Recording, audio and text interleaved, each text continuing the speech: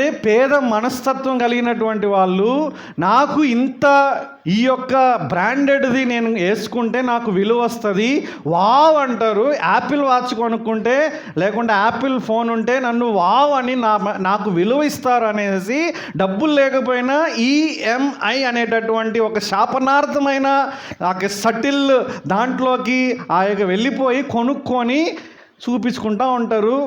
కట్టేటప్పుడు ఎంతో ప్రెషర్తో ఒత్తిడితో ఉంటుంది. నీకు యాపిల్ వల్ల నీకు విలువ వస్తే అది కొంతకాలమే. అర్థమవుతుందండి?